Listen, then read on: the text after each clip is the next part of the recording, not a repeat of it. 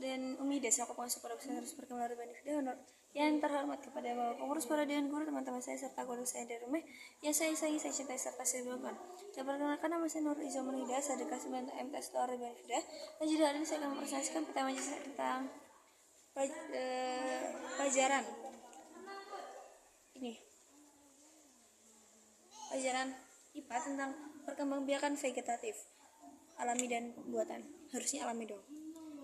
Jadi coba yang pertama itu adalah perkembangbiakan vegetatif alami. Yang pertama itu adalah rizoma. Nah, jadi rizoma itu adalah perkembangbiakan dengan tunas yang pada batang dalam daun, dan batang di dalam tanah itu yang disebut dengan rizoma.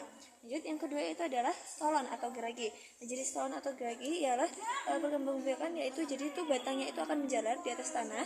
Nah, jadi kalau tunasnya itu udah bisa dipisahkan dan maka dia tuh udah bisa menjadi individu yang baru. Terus dan dia itu bisa tumbuh pada buku. Lanjut, yang ketiga yaitu adalah umbi lapis. Nah, jadi umbi lapis contohnya itu ada bawang merah. Nah, disebut umbi lapis karena memperlihatkan susunan yang berlapis-lapis. Nah, jadi disebut umbi lapis ini juga disebut dengan cakram atau bulbus karena yang berarti itu foto umbi lapis ialah perkembangbiakan dengan modifikasi batang dan daun. Oke. Lanjut, ada juga umbi batang. Nah, umbi batang contohnya ialah kentang. Nah, dia itu adalah perkembangbiakan yang mengalami pengembangan dalam tanah untuk menyimpan cadangan makanan serta untuk berkembang biak. Terus yang terakhir itu adalah kuncup adventif daun. Nah, kuncup adventif daun itu kuncupnya itu disebut kuncup karena dia itu adalah calon tunas atau calon batang dan daun.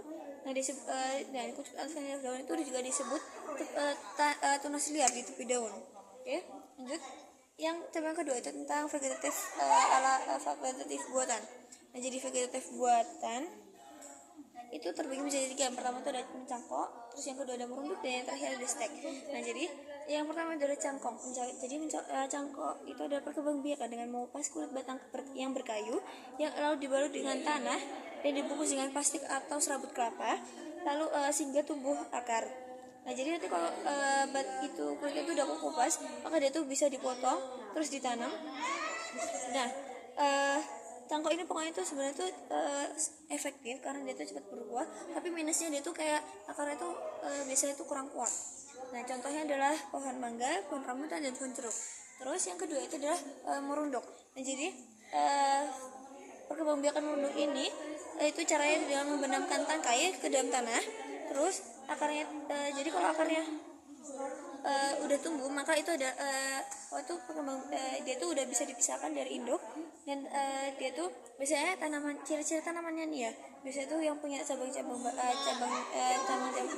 itu, terus cabang-cabang batang terus panjang dan lentur. Contohnya adalah bunga alamanda. Terus yang terakhir yaitu adalah proses perkembangbiakan vegetatif yang stek.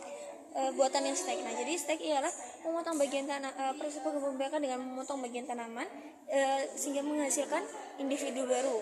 Contoh adalah tanaman sukun yang diperdaya menggunakan stek akar. Juga biasanya petani itu juga menanam kayak tebu, rumput, gajah untuk pakan ternak gitu. Terus yang ada juga susur bebek yang diperbanyak menggunakan stek daun, dan tanaman ketela yang diperbanyak menggunakan stek batang. Oke. Sekian presentasi saya. Mohon maaf jika saya salah kata. Wassalamualaikum warahmatullahi wabarakatuh.